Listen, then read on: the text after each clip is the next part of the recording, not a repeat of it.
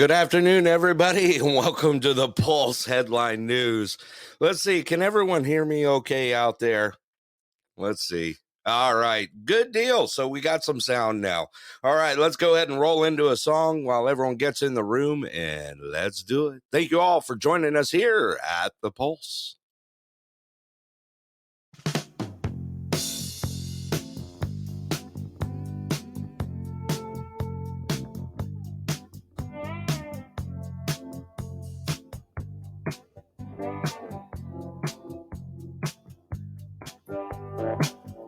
Now here you go again, you say you want your freedom. Well, who am I to keep you down? It's only right that you should play the way you feel it. But listen carefully to the sound of your loneliness, like a heartbeat drives you mad. In the stillness of remembering what you had and what you lost and what you had and what you lost. Oh, thunder only happens when it's raining. Players only love you when they're playing. Say women, they will come and they will go. When the rain washes you clean, you know. You know.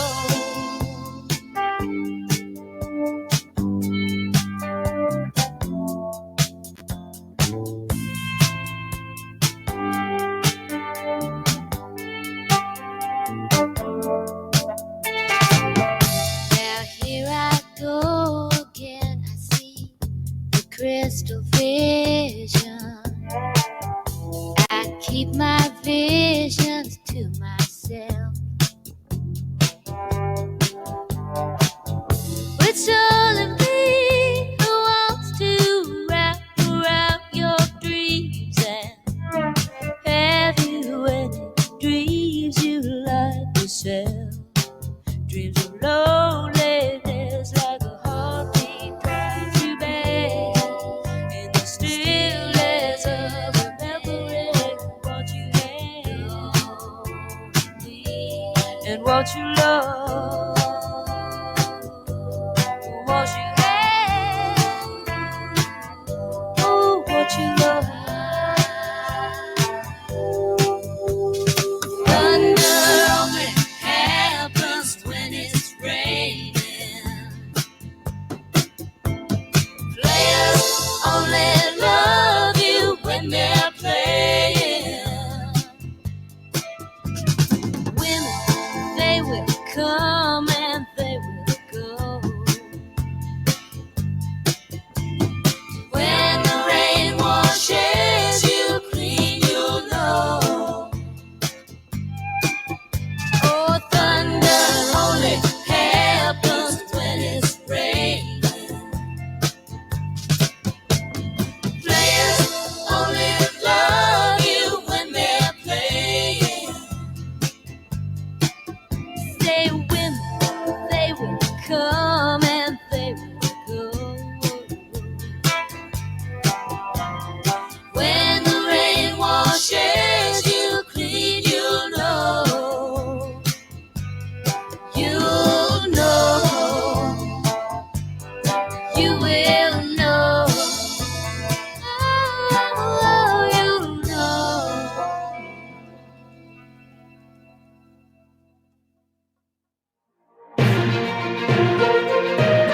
All right, everybody. Welcome to the Pulse Headline News.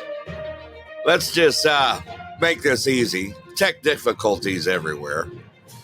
First, I want to welcome you all in the room. Tex Gal, Seeker, Shelby Jack, Rocky, Susie, Torres, Let's see who else we got in here. We've got Abracadabra in here. We got, of course, my sidekick Scott. Eric, welcome. Mr. A, welcome. Miss Dixie, welcome. The governor himself, Mr. Yancey. And Paul G. Everybody, welcome to the show. Sorry I couldn't get intros out and welcomes in the chat. I was having some major difficulties here this morning.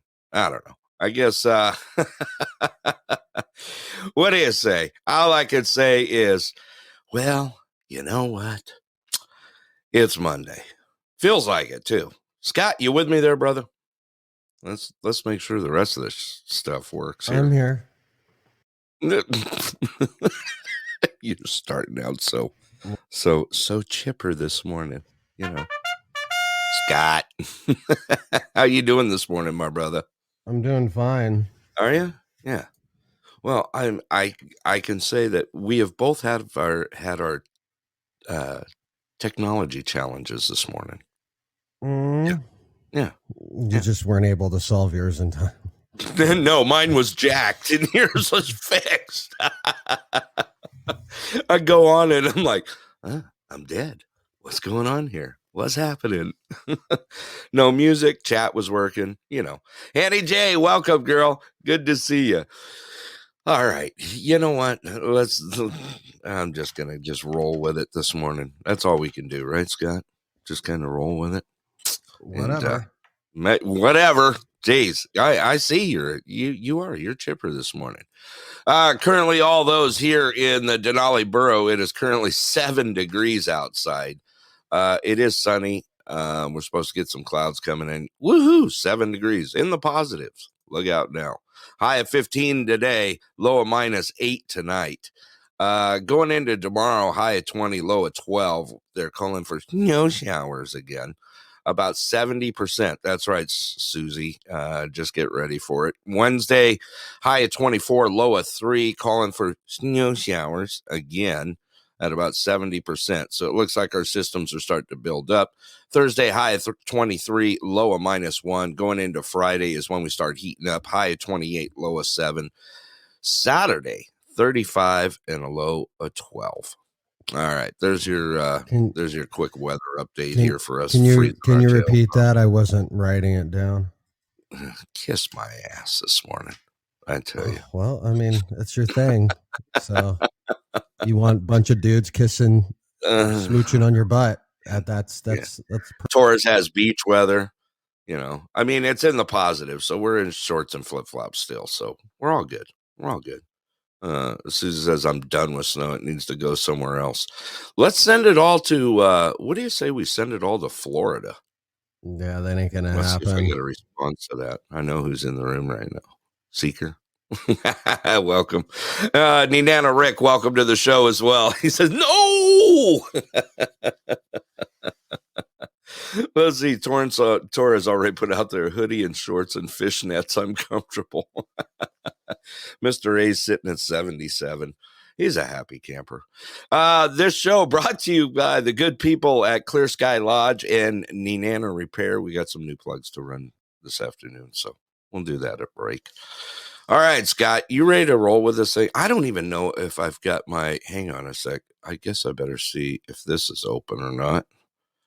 Man. Okay. Yeah, we're good. We're good. I'm good to do. Okay. Yeah, last message in there. Okay. We're solid. All right, you ready to roll through some news and get it going here? I don't have any news on Starship, unfortunately. Jefferson Starship? Jefferson Starship? We built this city. You can't even sing it now. Go, man. Go. You can do it. Come on. Yeah. No. Yeah. Nothing. You got nothing with that one, huh? I've got my opening story. Do you? Yeah. What do you got? Unfortunately, House Oversight Committee has subpoenaed numerous large banks on Biden's family associates in a probe of their finances. Here it comes, right? We actually kind of already looked at that and go, it's coming. I mean, between that, This was already in play. This has been Right. in play since late January, actually. yeah, it's only Among the banks that were subpoenaed was Bank of America, Cathay Bank, J.P. Morgan Chase, HSBC, as well as the former Hunter Biden business associate Merv Yan, and they are asking for all financial records. right. So Since JP Morgan is in that one, I can't wait to see the next letter that comes out. Maybe he'll. That's not like the same company, to be fair. I know. It would be kind of funny though. Yeah, the JP Morgan is like the most sheltered bank on earth. They've got they just like change a couple letters, in their name. You got JP Morgan Chase, you have Chase Bank, you have JP Morgan. Yeah. They just play with it. Yeah. We know how they work. It's Chase Morgan Chase. PJ Morgan. It could go on and on and on. Yeah. Taurus says, who's Captain Morgan? Susie, do you know who Captain Morgan is? It's one of Susie's favorite drinks. Anyway. All right. What else you got going there? I've got a clip for you. Here we go. Let's go ahead and throw this out. This is this is straight from the lovely people at CNN. Oh, this ought to be a peach. Can I say that? This is actually a pretty good story to be honest. Really? Yeah, and they were and the reason why I'm doing their clip is because they kind of led the story, which is okay. I mean, every once in a while, these news media does news media. It's surprising. It happens every now and then. Yeah. CNN. What a bunch of crap. All right. I see the headline, real or fake. Yeah. So here we go. So classified documents that appear to detail American national security secrets on Ukraine, the Middle East, and China have surfaced on social media sites. So they're spreading the wealth, so to speak. Here we go. All right, let's go ahead and play that clip. It's about 2 minutes. Here we go. Now to the Pentagon, where officials are alarmed. What appear to be screenshots of classified U.S. and NATO intelligence documents about the war in Ukraine are circulating online. The slides, some of which are labeled secret and top secret, appear to detail key information about Ukraine's military, information that would ultimately surely be useful to Russia as Ukraine prepares for its spring counteroffensive. There are different versions of these documents, some of which appear to have been doctored. CNN's Natasha Bertrand is at the Pentagon for us. And Natasha, do U.S. officials know who may have doctored these slides? Well, Jake, the short answer is no. And the Pentagon is telling us that they have seen the reports of these images circulating on social media and they are reviewing the matter. But look, officials are telling us that they do believe that largely these images are authentic, with a pretty big caveat, as you mentioned, that some of them do appear to have been doctored. Now, just to take a step back for a moment, these are images that appear to be photographs of documents that show classified information that has been compiled by the U.S. and NATO about Ukraine's military capabilities, as well as training and equipment plans for the Ukrainians ahead of their spring counteroffensive. Now, we have a tweet up on the screen here that shows a Wall Street Journal reporter kind of outlining the discrepancies, as I mentioned, in these documents, showing that some of them may have been doctored. An original document that appears to have been circulating online showed an accurate Pentagon assessment, we are told, of roughly 35 to 45,000 Russians that have been killed in action since the beginning of the war. However, that appears to have been doctored later on. We don't know yet by whom. However, you have to consider who would, be have the advantage in doctoring this, to show the Russian casualty numbers as a lot lower. Now, the Pentagon is investigating whether there are additional documents circulating online that they're not aware of, and of course, how these documents got there in the first place. And we should note that the Ukrainians don't necessarily believe that these are particularly damaging. At least that is the statement and the image that they are portraying to us. A senior Ukrainian official in the president's office said that he actually believes that this is Russian disinformation and that these do not reveal sensitive military operations. But, the Pentagon obviously very concerned about this, and they are saying that they're continuing to look into it, Jake, but clearly a highly concerning leak, it appears to be, of sensitive and classified information, Jake. All right. Natasha Bertrand at the Pentagon for us. Thank you so much. Right. All righty. Wow. They actually put out some news. Right. Yeah. I know you and I fact checked this just to You double check. know, it's a good way not to have leaked war documents. You know how you do that? You're not involved. Right? That would be one way that you would never leak documents. So just saying that. Yeah. I know. Already getting stuff out there in the chat already. Sounds like propaganda released on purpose to help push their Risk Act possibility. I mean, we know it. There's all sorts of stuff going on. I'm just surprised that even with all the stuttering going into that clip, they actually put something out. We actually caught it from the other side before CNN did, and they actually threw it out there, and I was kind of amazed at that, weren't you? Yeah, they're actually the ones who led with that story. So right. Yeah, kind of interesting. Yeah. All right. Okay. What else you got going? This is out of Taiwan. So their military over there has detected over 71 Chinese aircrafts and 9 vessels as of Monday morning. 45 of the PLA aircraft had crossed the northern, central, and southern medium lines of the Taiwan Strait and entered their ADIZ, which is their zone line. Right. So there are a mass amount of Chinese aircraft and vessels crossing over into what is sanctioned to be Taiwan waters.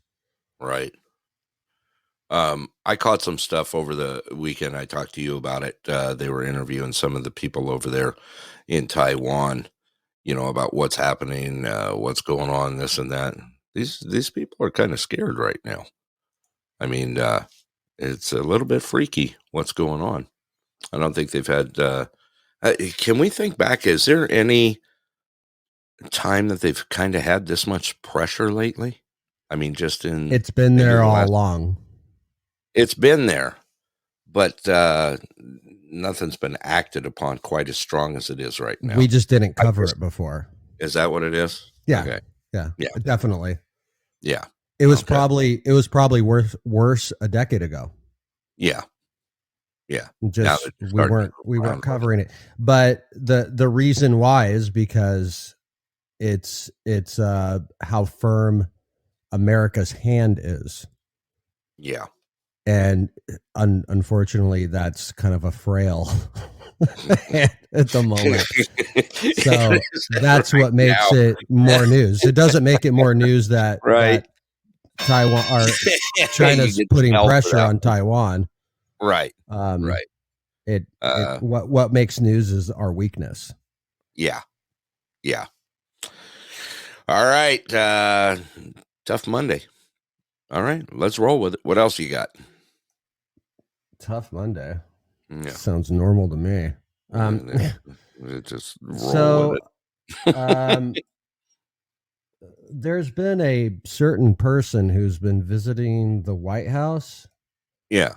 And has been to the White House 11 times this year. Okay. And here, let me see if I can find a picture because this will be fun. Good Seeker says Obama. Actually, it's funny he said that. No. Oh no! So, Dixie already threw up 14 here's the picture I dug up. The person pictured below is George Soros' son. He has been so close with the White House as of this year that he Yeah. is now being considered a de facto ambassador of I lost you. Did you go into the Matrix? Scott. Okay, try again. I think I lost him there. He's probably going to jump back on here. Okay, so let's see here.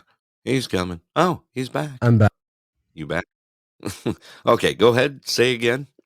Sorensen's son. George Soros. Oh, George Soros. Okay. Yeah. So I went ahead and posted that in the chat. I don't know if it came through because I didn't get to look by the time I crashed. I cannot here. see it. Yeah. No, I know you can't see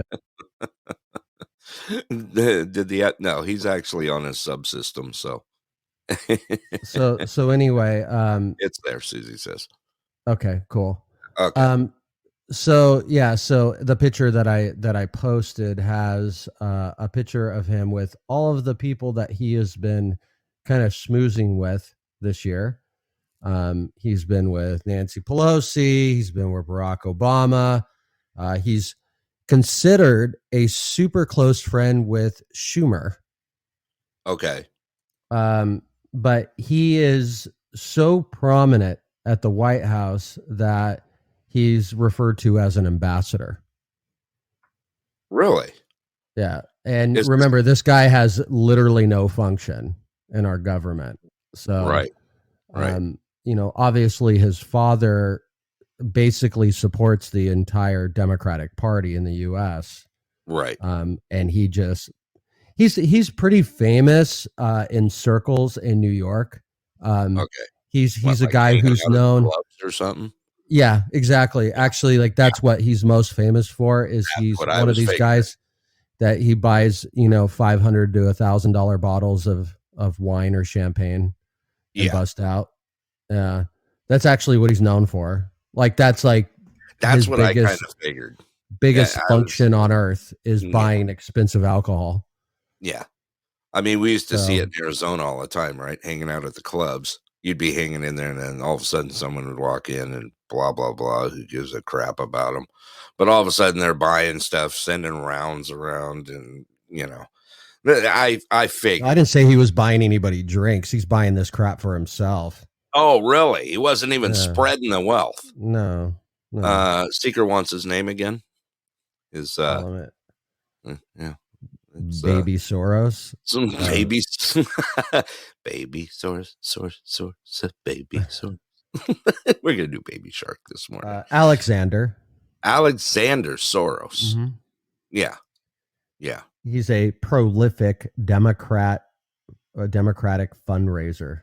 That's what he is known for. Now, was he born he likes in the to, US, or was he is he Hungarian? I have no idea. No idea. Yeah. I just figured I'd throw it. He goes to a lot of state dinners. Like when Macron was here, he was at that. He sat next to the president. Mm. Like he's just like basically like we'll get into other people who are hanging out at the White House lately. But he's really young. He's 37. Right? 37. Yeah. Alexander. Alex. Yeah, 37 years old. Let me see here. I was trying to see. I was just pulling up some info on him. See around Georgia University of California, Berkeley. Blah blah blah blah blah blah. Yeah, whatever. All right. Which one? Okay. I mean, there's a huge list of all the people that while he's at the White House, that they're visiting him. So he's allowed to use the White House to do visits, right? Do business. So he's do business. Do his business. And when I'm looking at this list of people, like so he's had official meetings with here these are just all like White House counsel, deputy national security advisor, He's listed, like I said, as a guest of honor at the South Lawn dinner for Macron. Advisor to then chief of Ron Klain, advisor to council, deputy national advisor. I mean, he's meeting with prominent people. Ron Klain comes up on this list a lot. So he's very, very connected to the chief of staff for the White House. Like half the time that he goes there, he's having private meetings with the chief of staff. Oh. It's going to get deeper. Zeker put out there, Alexander Soros. We may want to remember that name. Yeah. It's the shell game. And you said at these dinners he sits next to our president? Yeah. Does he lean over and, catch a whiff? I'd just say no. I couldn't help it. No. All righty. What's that? I doubt it. People, he likes, like, if you find him on Twitter. Yeah, that's all you're going to see is like a series of like photos of him bragging about who he knows. Oh God, he's one of them. Yeah. He's really not important. If he was poor, no one would care. Right. So. Yeah, well. Okay. Well, that's about as exciting as I got, Are you excited? Yeah, I'm just like, totally. Alex. Who cares? All right, let's move on. Yeah, let's do it. All right, what else you got? Speaking of Macron. Okay. So he was interviewed as he's leaving China.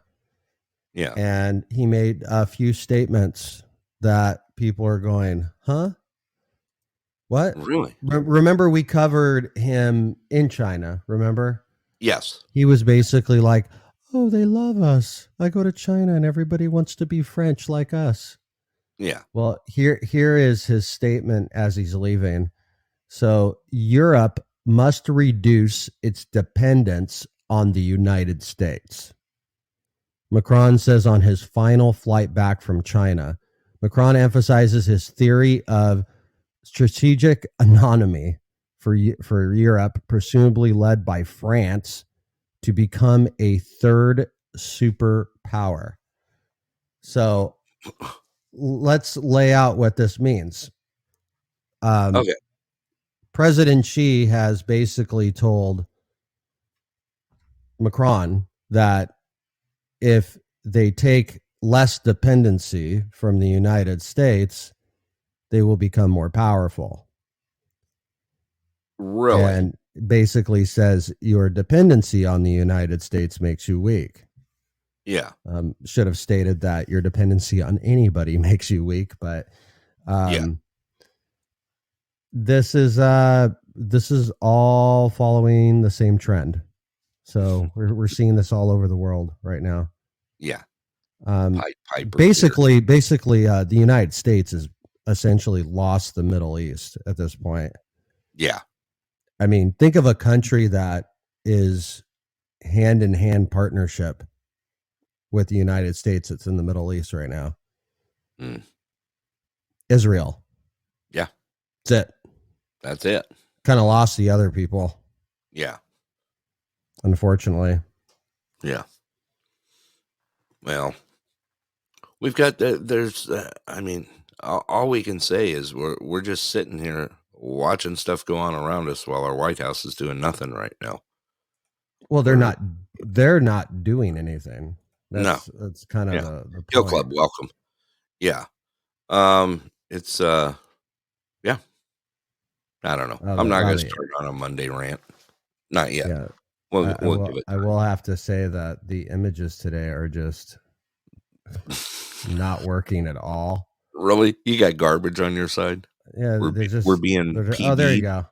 I decided to give you a picture of Everybody likes to see a picture of Macron.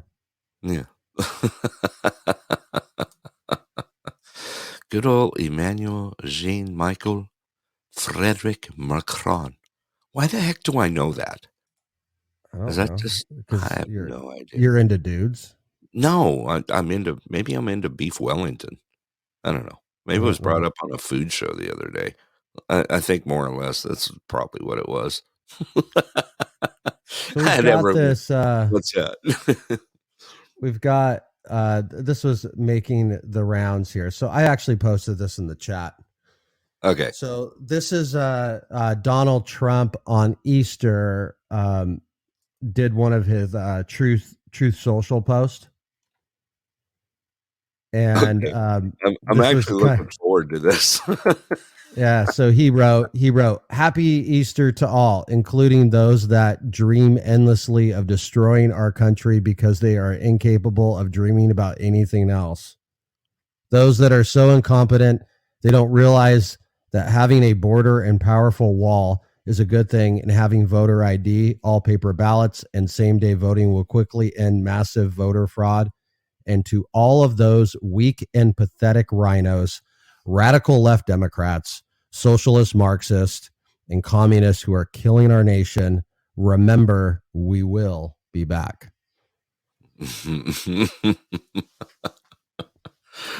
That's a would you call it a statement or a rant? That's his Easter address to people, I guess. Right. I mean, happy Easter. I mean, yeah. I would just gotta roll with it there. I saw an article about it, and the title of the article says, "Trump says Happy Easter to all." They just did the first part. That's it.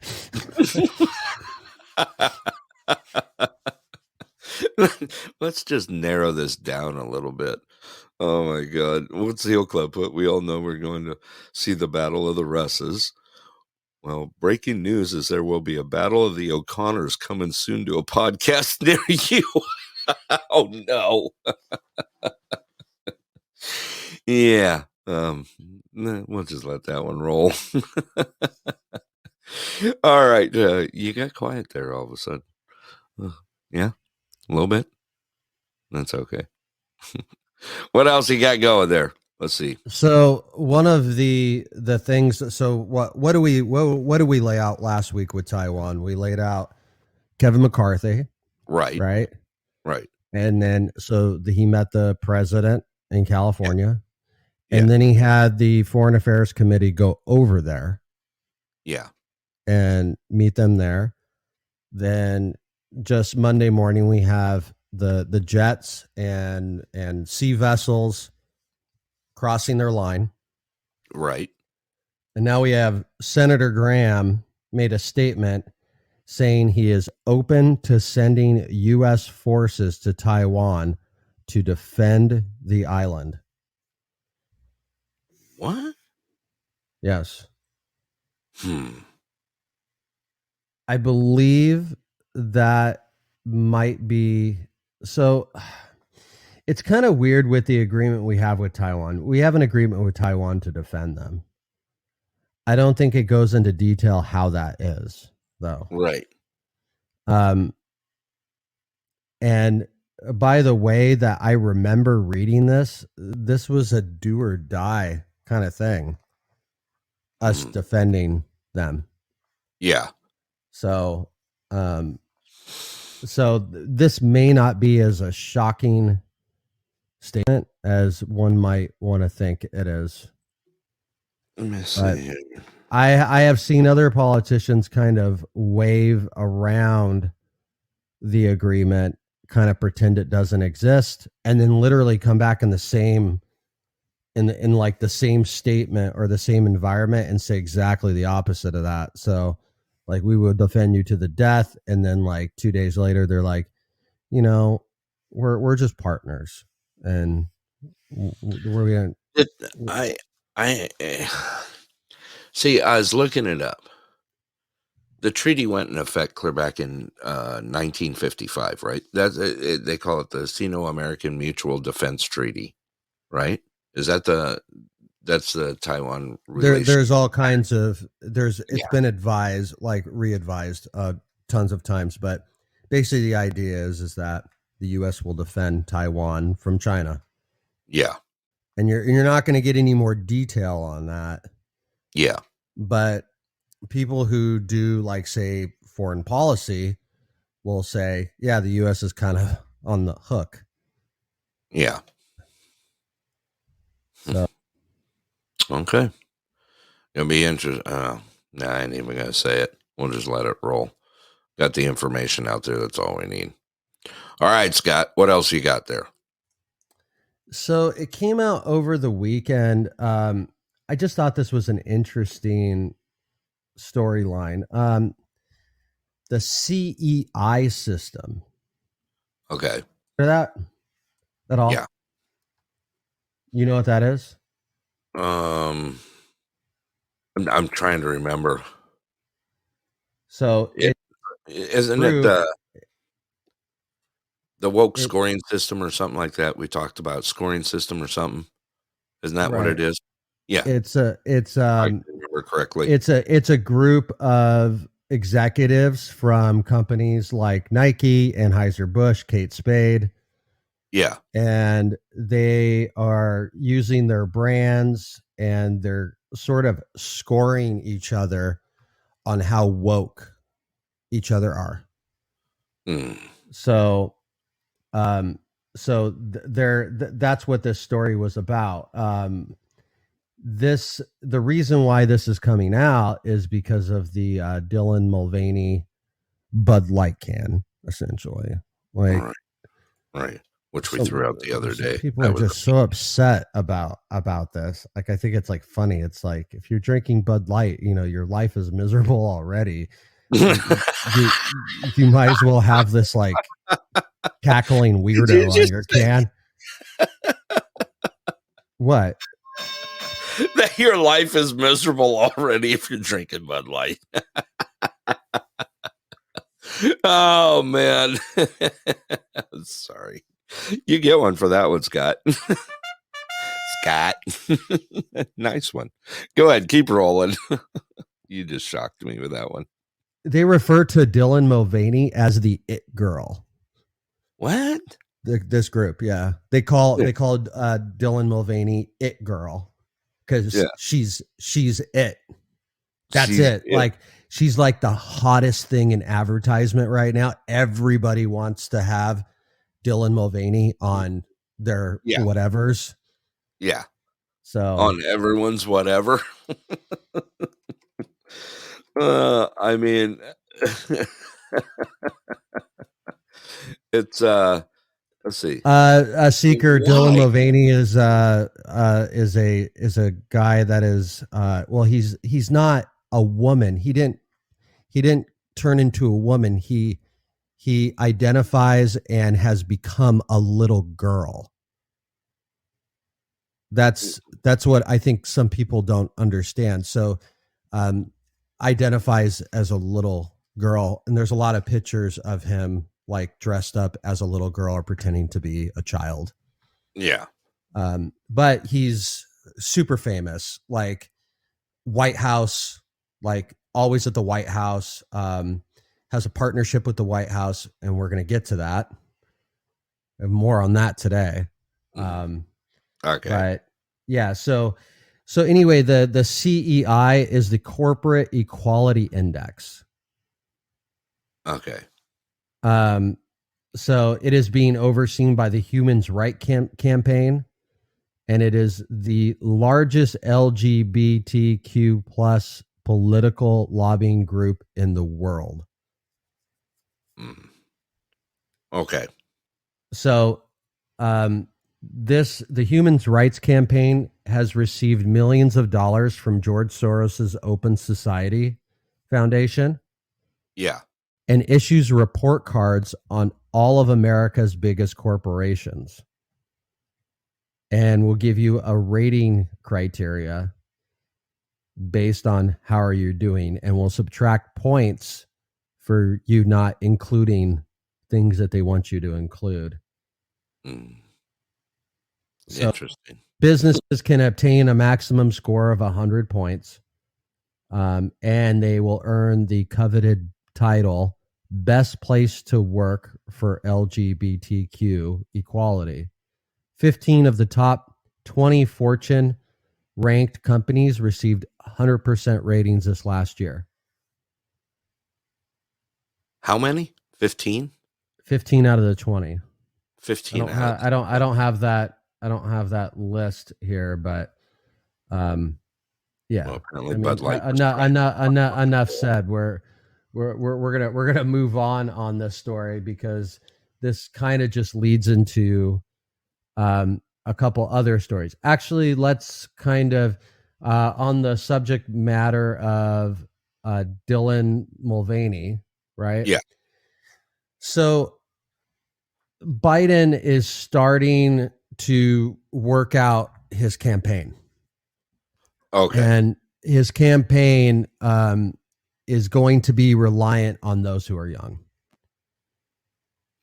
He has lost, they say, considerable amounts of different generations. But those who are 29 and younger, Right. though, that's his big target right now. Right. So how is he going to combat that? Well, he has set up a room at the White House. Okay. That will be for his TikTok influencers. What? Yeah. Aren't they fighting this crap? But yeah. No. Well. So there's a whole list of them. So Okay. Harry Sisson, who's a 20-year-old NYU student. Boston College professor, Heather Hawks Richardson. All these people, I don't know who they are. She has a Substack. She's also got a huge Twitter following. Vivian Tu, a former trader. All of these people are 100% will be employed by Joe Biden, and they will use their influence to get the word out that if you're young, you should be voting for Joe Biden. So, and he's going to use TikTok to do this. Right. You might know who this is. I bet some people here that listen to our show will know who this is. Daniel Mack. Yes. Daniel Mack is the guy who goes around and he dips into their car window and goes, "Hey, what do you do for a living?" Right. And that's his whole TikTok channel. The Bidens paid him to do that to Joe Biden. So, they paid him to do that. Yeah. Yeah. They flew him to the Detroit Auto Show in September of last year. So Daniel Mack could lean into a car, an electric car that Joe Biden was sitting in, and say, "Hey, what do you do?" And he said, I think he said he was Jill's husband. Jeez. I just thought about something. My sister threw something out in the chat. And it's true, right? They shut down TikTok in government buildings. You're not allowed to use it in government buildings. That's not true for the White House. Oh, so they run channels. They run channels out of the White House. Really? Oh, yeah. Okay. I just happened to think about that. She's right. Yeah. No. What's good for the goose? Yeah. Whatever. Something about a gander. Yeah. Touch my gander. Susie put out there, White House not included. So the White House is special. Right. Finlay, what's up, brother? Welcome. Yeah. White House not included.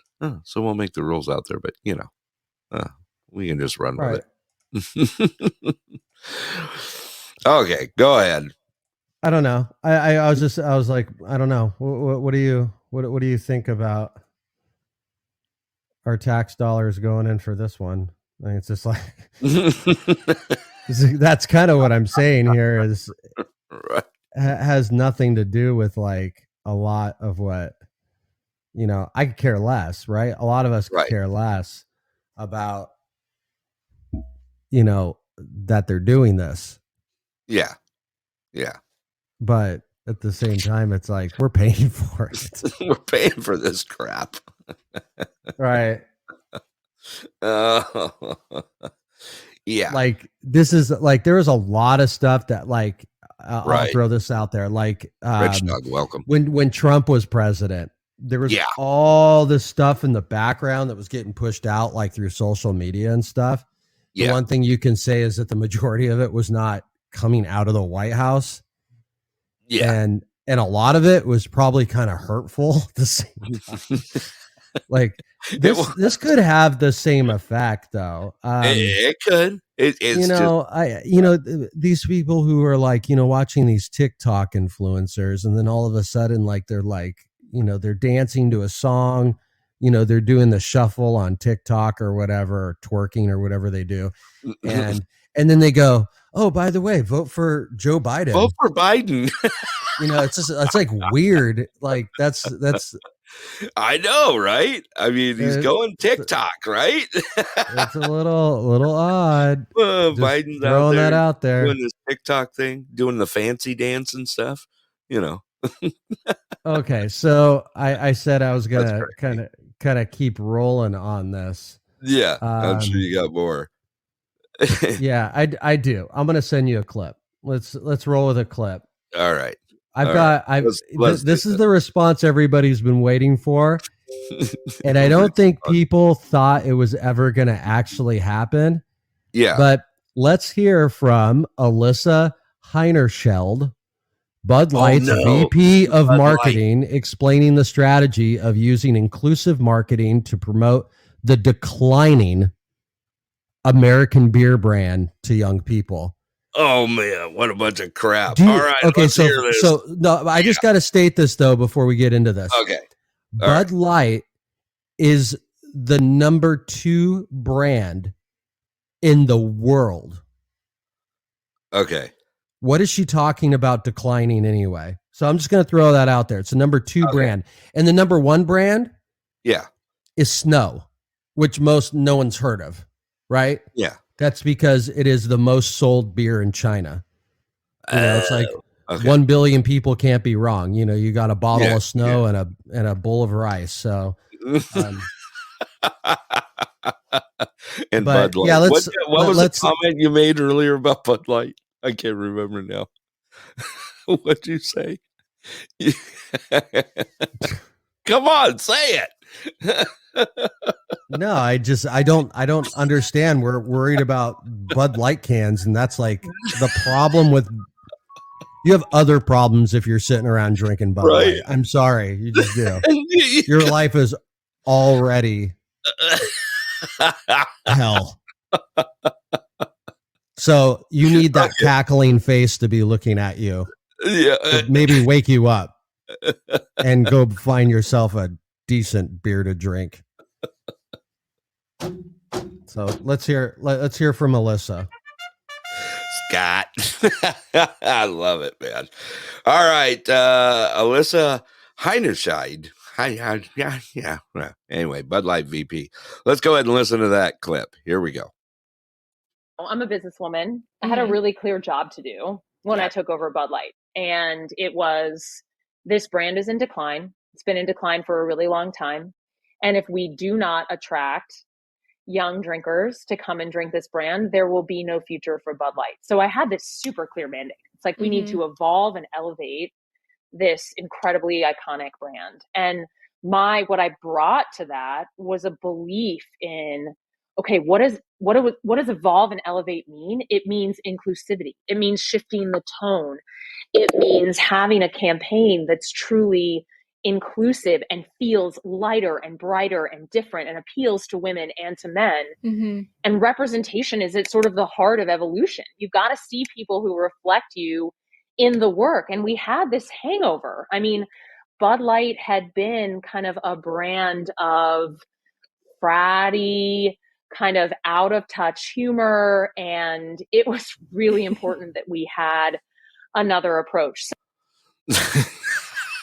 I had a job to do, Scott, because we're all feeling like we got a hangover. I mean, She did it. let me drive this business right into the ground. Let me screw it right into the ground. I don't know. Maybe it's just me. I don't know what she's talking about. I have no idea.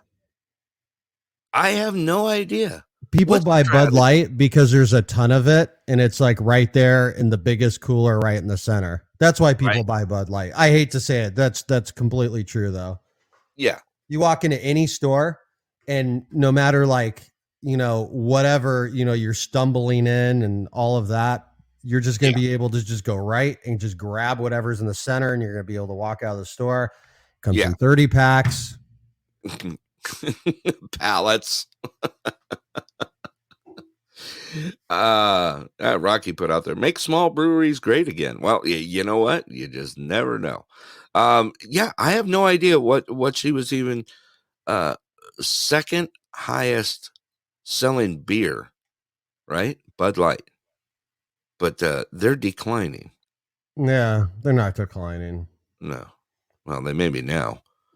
Yeah, it's like the weirdest thing. Like, I've got an idea. Yeah. Let's alienate everybody who drinks something and try to market it to people who will never drink it. I just don't see that, the category of people that she's trying to impress with this. Right. Why would they ever want to drink light beer? Actually, to be even fair, even more, why would Okay. they want to drink beer? Right.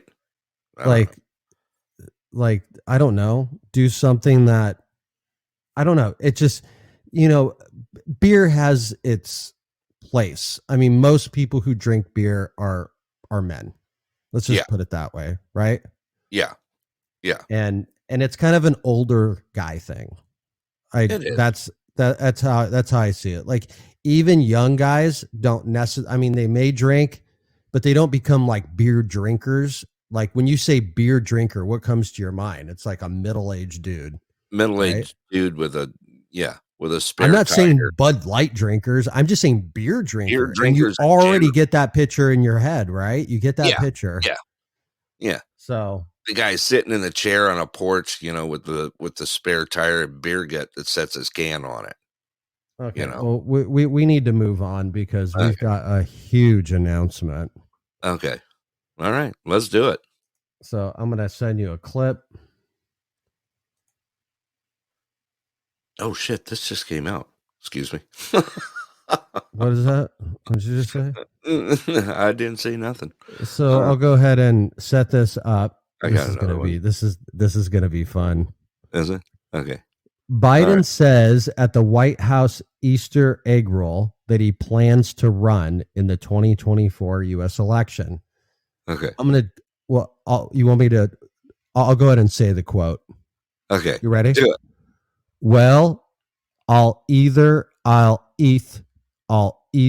be rolling egg or being the goo, the guys who's pushing them out. What the? What? All right. Let's Well, just you play can- the clip. Let's just play the clip. I'm sure everyone's just on the edge for this one. And who's he with? Oh my God, Al Roker is who's interviewing him. Here we go. Let's do it. So this is a fantastic event, one of my favorites of the year.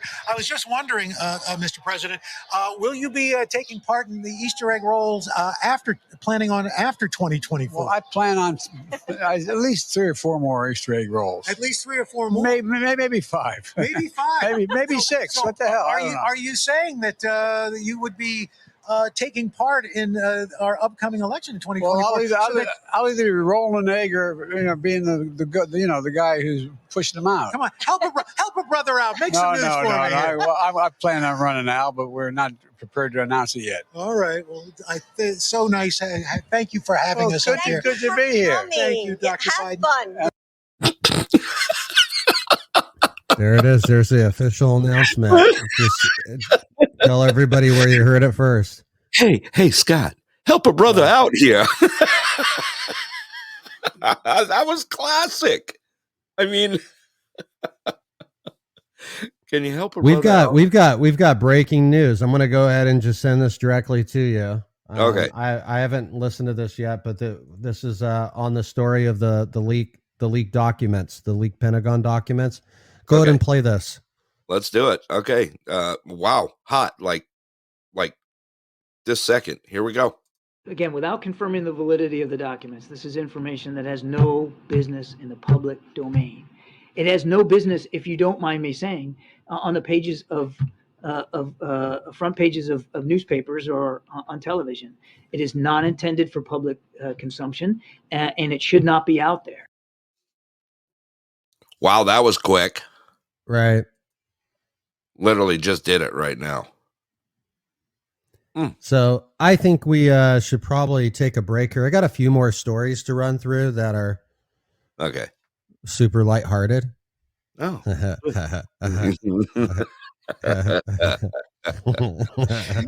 I know that evil sound here.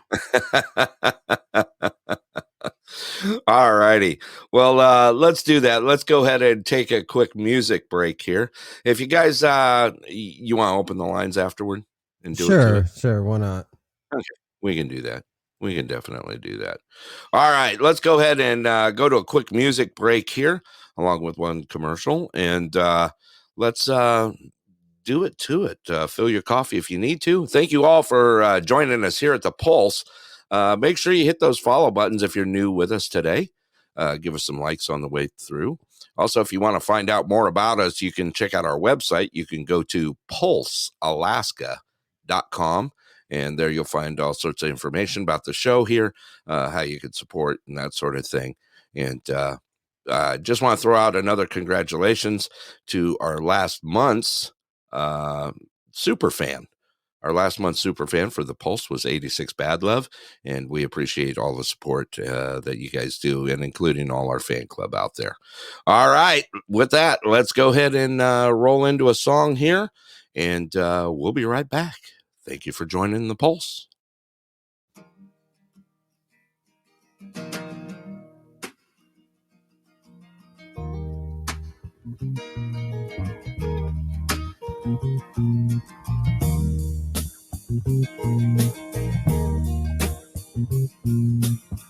We were born before the wind, also younger than the sun. And the bonnie boat was one as we sail into the mystic.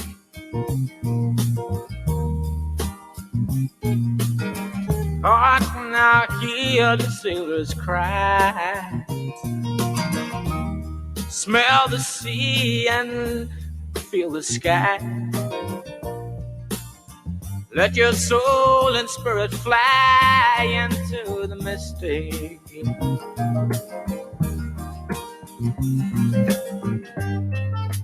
And where that foghorn blows, I will be coming home.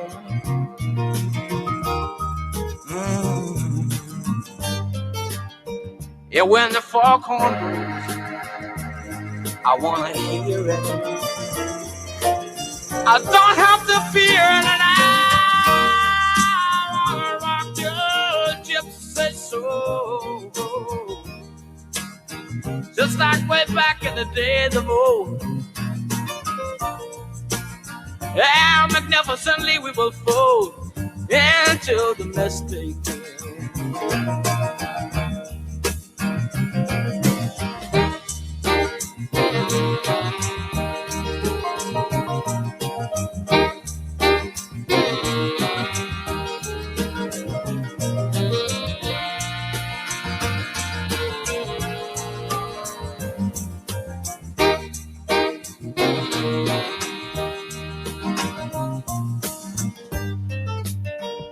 When that foghorn blows,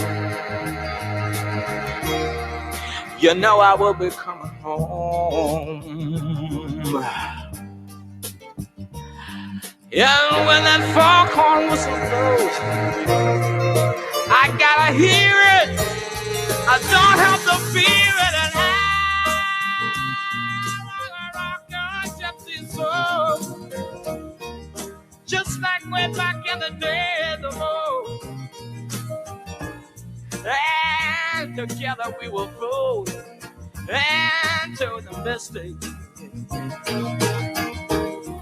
Come on, girl.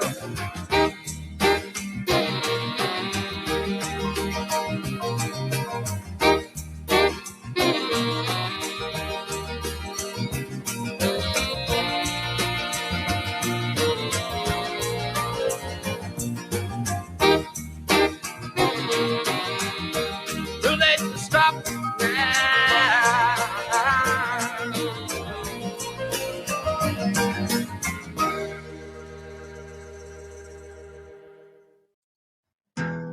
This show brought to you by the awesome crew at Nenana Repair, your best friend on the Parks Highway. Now offering AMSOIL products and interstate batteries. Oil changes from $99, full synthetic, up to 5 quarts. A flat got you down, need to deal with your wheels? Nenana Repair's got you covered. Forging the last frontier, need your vehicle to turn night into day? Moose lights, Nenana Repair has them and installs them. Because in Alaska, if you can't see them, you can't miss them. For vehicle care that's fast and fair, head on down to Nenana Repair. 304 Parks Highway, Nenana, Alaska. Give them a call at 907-832-5800 and tell them your friends at the Pulse sent you. All right, we're back. Welcome back to the Pulse, everyone. Scott, did you get your coffee or did you leave it at the? I don't know. On the counter? You don't know? Did you leave it on the counter? It's over there. Not behind me. Yeah. Okay. Well, at least it's close. All righty. Everyone, welcome back to the show. Big announcement tonight also. Check out where two worlds collide tonight. That's right. The Pulse is going to join Russ out at the Outside of Normal show tonight, happening at 6 p.m. tonight, Alaska time, 10 p.m. Eastern. We're going to go and turn some stuff upside down a little bit, I think, Scott. What do you think? What? Yeah.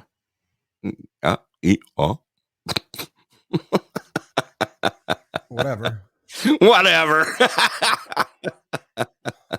No one cares. We're right back to it, aren't we? You're so excited. Scott. All right, let's go ahead and open the lines up here. The lines are open here at the Pulse as we go through the last few bits of news here. You're welcome to call in. Okay, let's see. I got the first one in here. Let's go. Things are rolling. I'm trying to getting them fast as I can here. Let's see here. Yeah, I missed one. Okay. They're like all popping on top of each other. You're welcome to call in. Come on in and sit with us in the studio here on the panel. And we'll go ahead and do it to it. Let's see here. Well, I got Seeker on the line. Seeker, welcome to the show, brother. How you doing today? Hey, guys. I'm kind of glad that you guys didn't have me on earlier because when he was reading those news stories, oh, boy.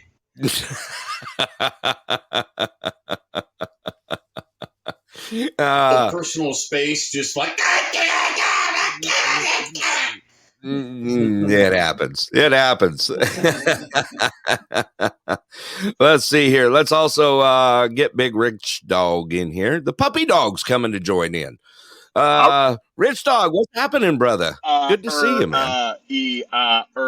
I'm going to launch eggs out of my arse, R-E, or I'm going to eat an egg. What the heck? No, that's the leader of the free world. That's okay. You know, we get what you get what you vote for. I'll just say it that way. You get what you vote for, bro. We are neutral here at the Pulse. I'll just let you know that. You got what you voted for. I got what you voted for. And neutral. Me and Seeker did Alrighty. not vote for that. Okay. I don't even know if Seeker votes. Seeker probably Not anymore. whenever it's election time or election month, Seeker goes into his bunker and just tries to keep his mind on a puzzle or something because he can't handle the pressure. All right. Thanks for joining us, Rich Dog. We're gonna go ahead and finish up with some news here, and Do it. then we'll get I love you guys. then we'll get into some convo. All righty, Scott, what do you got for us there, brother? So I posted a nice picture of a little FBI icon or graphic down there. The FBI documents now associate commonly used internet slang like the terms here they are. Based and red pill, and they are listed as racially or ethnically motivated violent extremism. What? How is that? Russ, welcome to the show. I wish I could see that picture. It's just a graphic. It's nothing. Is it? Okay. Doesn't that seem like it would go perfectly with your Restrict Act? Well, It goes with the Patriot Act. It's some nice timing. Rocky, welcome to the panel, brother. Hey guys. You know what? It could go either way on this. You know, the stuff. I mean, we just talked about the Taiwan Treaty just a little while ago, and you don't even know where that's been going lately. So it just, I don't know. Changes in motions. All right, Scott, what else you got for us there? So I just posted a headline pic from the New York Times. Okay. I found this article kind of hilarious, so you guys could all see it in the chat. So New York Times did an article entitled "In Search of Romance, Try Moving Abroad." What? What? And the article details that American women have given up on American men and are now seeking relationships abroad, and in record numbers, same-sex relationships. So I don't know if you know any of these women. They're saying that the dating scene in the United States has become toxic, and now women are looking abroad for either same-sex or whatever you call not same-sex relationships in other countries. The reason why this kind of came out this morning is because New York Times does not state any facts on it. They just printed it. So really, yeah. And actually, the funny thing is you're in the Matrix, brother. Where you at? Me? Okay, go ahead. No, Rich Dog went into the Matrix. Yeah. So actually, the stats on this, the research on this actually shows that it's actually the opposite. American men are trying to seek relationships out of this country, not women at all. So, Susie just put it up there. Did they even talk to women, or did they? Is this just they talk to women in Manhattan, probably? Now, did they talk to real women or fake women? I'm sure they just talked to whoever was, on the hanging street. out. hanging out in the New York Times building in Manhattan. I'm pretty sure. I'm sure some of them were hanging out. Oh God, Seeker. You also have to understand. You also have to understand that a lot of guys are neutering themselves, and the women don't want nothing to do with them. Yeah. Yeah. Some of their boyfriends might have turned into girlfriends. Whoa. Yeah. Poor Finley. He says, "Are you talking about my prime minister again?" Yeah, I get that, Rich Dog. The point is, you have to talk to women. yeah, I mean, it just wow. I don't know. Well, Read that there's a headline woman again. It has a pun in it. in search of romance. Try moving abroad. and in the quotes, it was many American women are now seeking relationships abroad, with some citing the toxic dating scene in the United States. So many women are seeking abroad. Yeah, that's where I was going. They're seeking them. I don't know. Yeah. The only problem is most women can't afford to fly over today, going Europe or anywhere else. I mean, they're in low-paying jobs, or they're on food stamps, or they're already in committed relationships. They don't New have York money Times to doesn't do talk that. to actual Americans. Of though, course they so- don't. Of course they don't. All the rich women Nah. move over to Europe so we can steal your money when you get over there. They could have said, according to the 3 trust fund ladies who work in our office. No, I think their poll selection is more than likely limited to Manhattan. Yeah, I could Probably- imagine. Probably 5th Avenue, Manhattan. Yeah. Well, another great story from the what We're did they call talking it? The gay man lady. hater, Adele listening, stinking liberal hacks at the at that paper. That's what we're talking about. Rich ones. Yeah. So What I else you got, posted Scott? another picture of a woman. I posted a picture of Stormy Daniels in the chat. Did you now? I did, because I've got breaking news from Stormy Daniels. Oh, okay. Stormy Daniels tried to summon spirits with magical cards during an interview. What? And says one of her cards drawn means that there will be riot or civil war coming. In this interview was actually interesting. I went back and I read through it to see what else that she was saying. She actually said some interesting things. She said that she was really happy about Trump being indicted, but then countered that with that I don't think anyone should serve or go to jail for that type of crime. What? It wasn't a crime. If it was a crime, all Congress and Senate would be in prison right now. Well, I mean, So wait a minute. Let's get back to the story about the highly paid hooker conversing with demons. right. Highly playing paid. with, can you imagine if you go I got one thing to say about that. You got to remember now, that woman is $500 million or $500,000 in debt right now. She can't go nowhere, so she's playing the daggone field. She's playing with the TV reporters and stuff. Yeah. I mean, she's waiting to get her next book out. You know what I mean? She's the next It's Cleo. just another daggone entertainer trying to, and it's an entertainment. Prostitution is considered entertainment. She's just another entertainer trying to voice her opinion that means absolutely nothing. She made a deal with Piers Morgan to be interviewed by him, and she canceled that. So it seems to me. So the person who did do the interview, what was her name? She Olivia Newsy.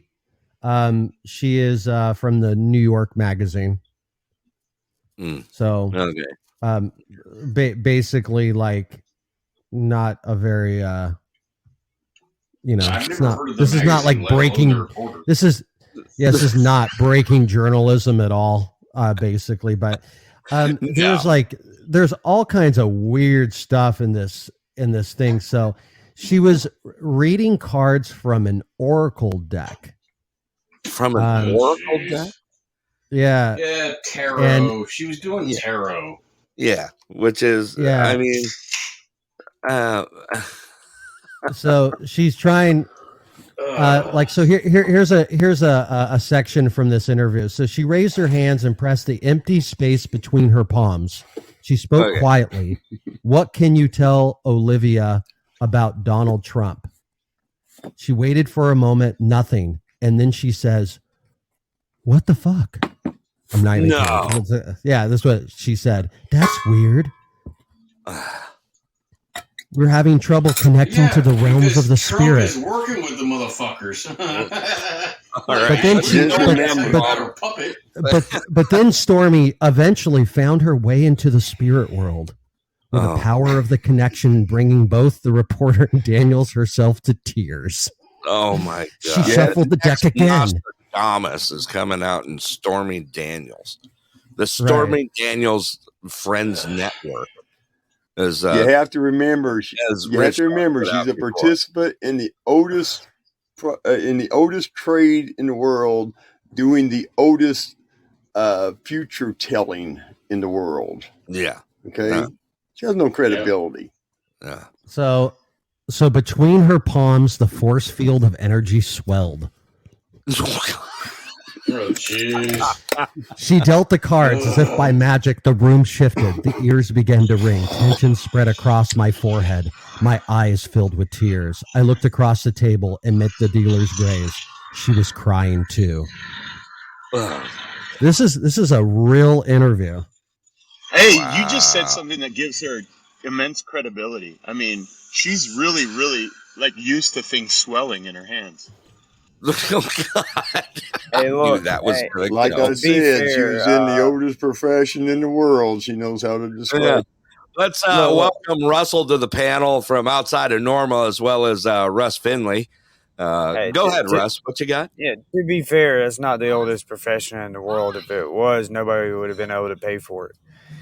But you know, I just thought I'd point that out. Okay. Yeah.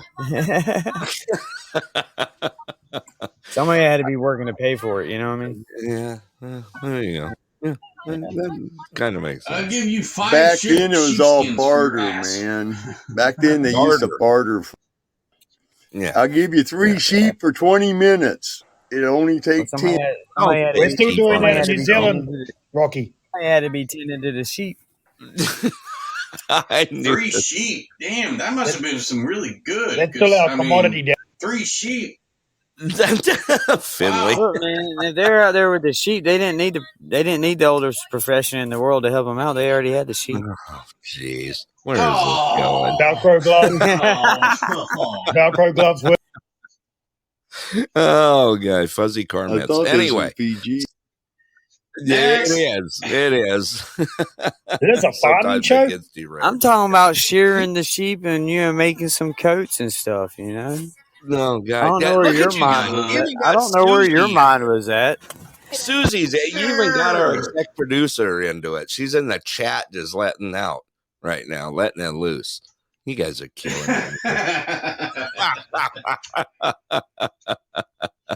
One of the other things that came out of the interview, she now states that while she was there at the Beverly Hills Hotel with Trump, where this alleged, interaction happened, right? Yeah. She said that Hillary Clinton called Donald Trump and started talking about her ambitions of Hillary becoming president. And while Donald Trump was on the phone with Hillary Clinton, he proclaimed out into the room how much he loved Hillary Clinton. That I believe. I kind of do too. Yeah, I kind of. Yeah. I mean, in an odd sense, I don't think so, guys. I think he loves the fact that she wants to run for president and he'll beat her again. I mean, the woman because this is before, and Donald Trump gave Hillary Clinton probably as starting her presidential run. He donated to it. Yes, that's he a did. fact. That is fact. Yeah, He was best friends with the Clintons long before he ran for president. Yeah. He used to give people money all the time in the Democrat Party, and they were telling him their secrets. Yeah, I'm going to give you $50,000. What you going to do with it? Oh, we're going to do this and that. And they told him their secrets. That's why they hated him when he came down the escalator. Yeah, I mean, he gave two money to parts to the both. damn story. He gave money to both money to sides, both parties. Republicans It's and all Democrats. theater. Yeah. That's what. It's all theater. They're best friends. They're They all didn't care working about his together. It's all politics. theater. Yeah. Nah, it's all politics. I mean, he did. He gave money to both parties. I mean, that's it. It was just like Scott said, it was fact. I mean, all right. You got any other news stories you want to throw out there, Scott? No, that's it. Really? Wow. Yeah. Let me check the ticker here one more time. Someone just, of course, I get stuff on the side here. It's just one of them days. It feels like a Monday, doesn't it? Yeah, because it kind of is. Yeah, it is. It definitely. Oh man. I don't know. Everything else is garbage out there for news wise. Stuff that I was sent over to earlier. Yeah. I mean, we got a lot of stuff in the works right now, but nothing that's confirmed. Like I said, we don't throw anything out there unless it's confirmed. Everything else is just hearsay. That's why it kind of surprised me that CNN jumped on that one. And without playing with it for a while. Right. You know? Right, because it didn't seem like the White House or the Pentagon was like synced when they did that report. Right. Which, right. Light bright welcome. Which is a little odd, right? Yeah. Yeah. Like there's a bunch of people from the Pentagon going, whoa, like stop with your reporting.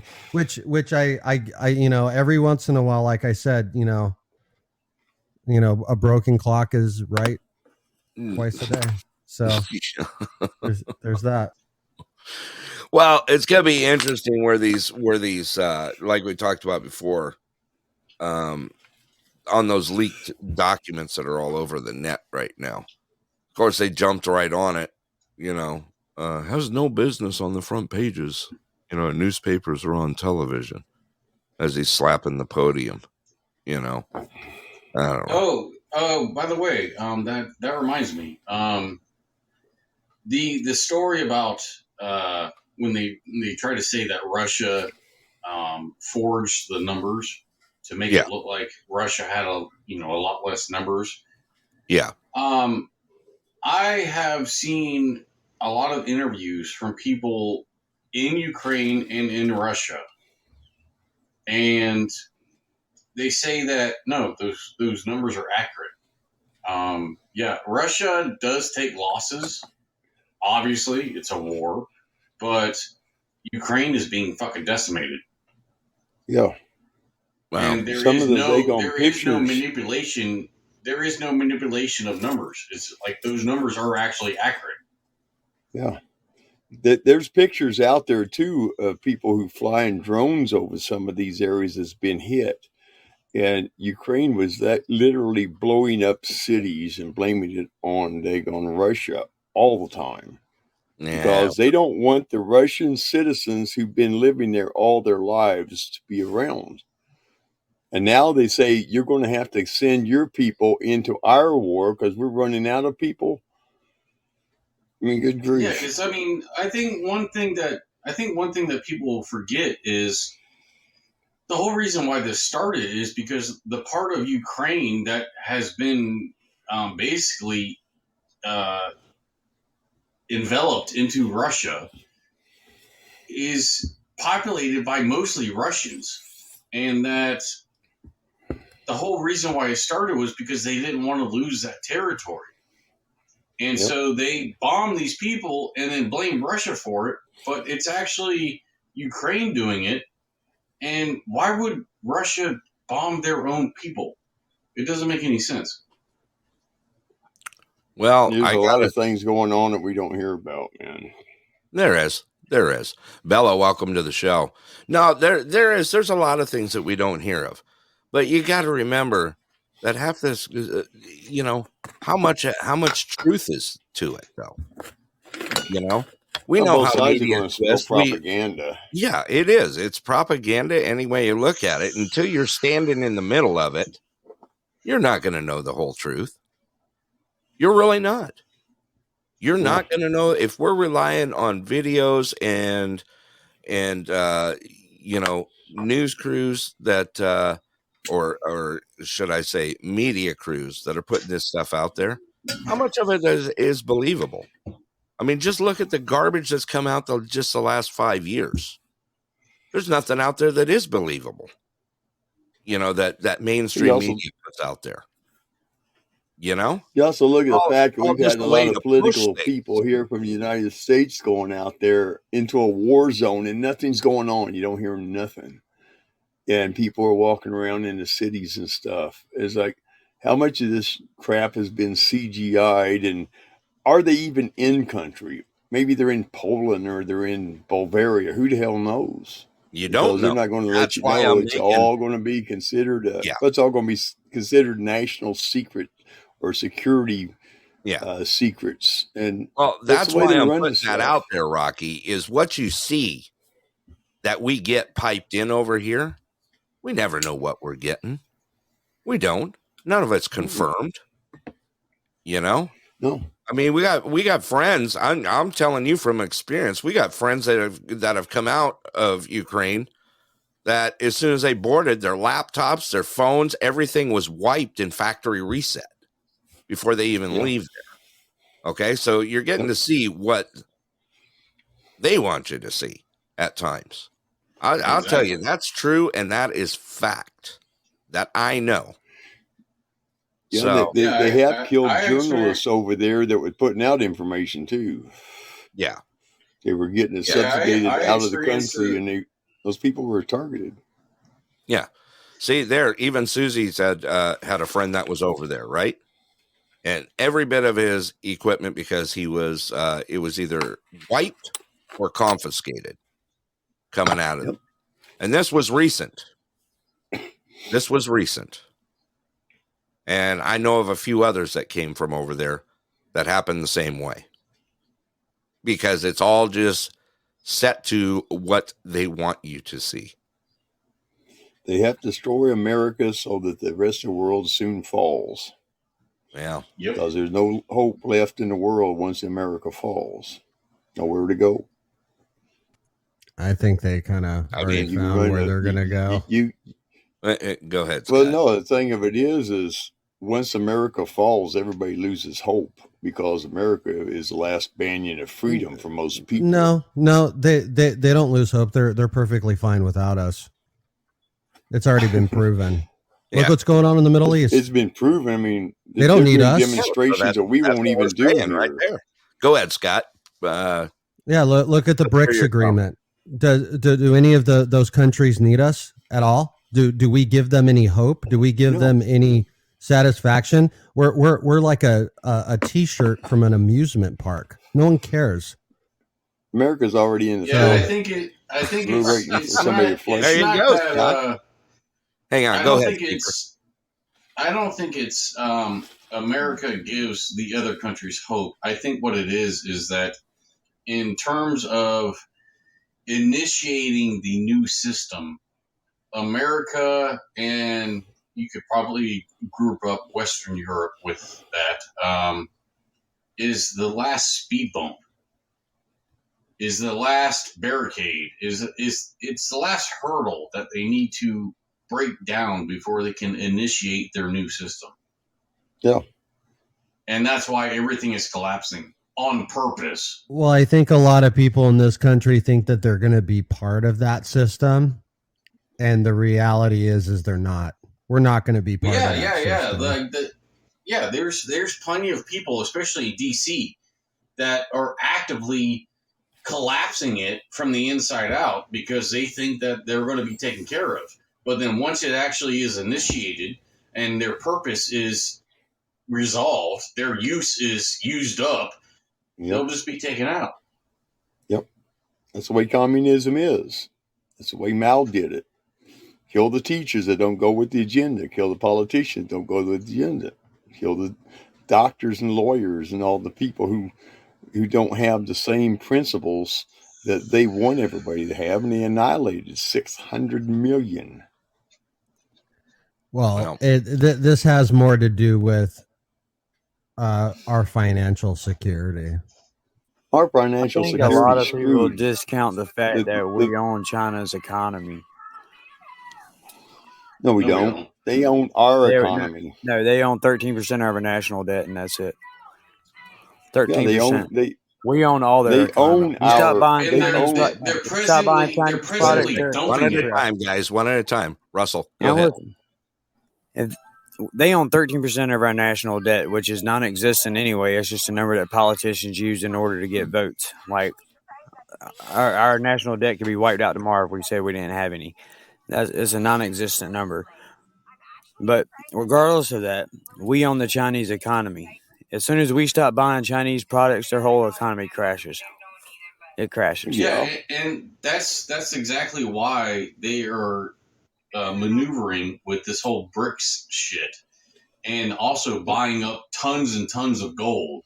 They're dumping everything that they have a connection to with But America. we stopped using gold as a currency back in the 1880s and actually made the it rest official. of the world. No, it was 1970s. No. If you look back at the 1880s, dude, our gold gross domestic product was totally, and it didn't ratio out at all. And that Scott, started back in the It 1880s. It didn't, because we were under the Rothschild banking. They surrendered the gold over to the Dagon Rothschild banking. Okay. They allow us to store gold here because they need somewhere to store all the hundreds and thousands of tons of gold all around the world. That's what the damn federal banks are for. Now, you have to understand something. China has stripped us of our manufacturing. We don't have steel plants like we used to because they said, oh, you can't do that no more. You're polluting the ground. We're going to have to send it overseas to have it done for cheap You act labor.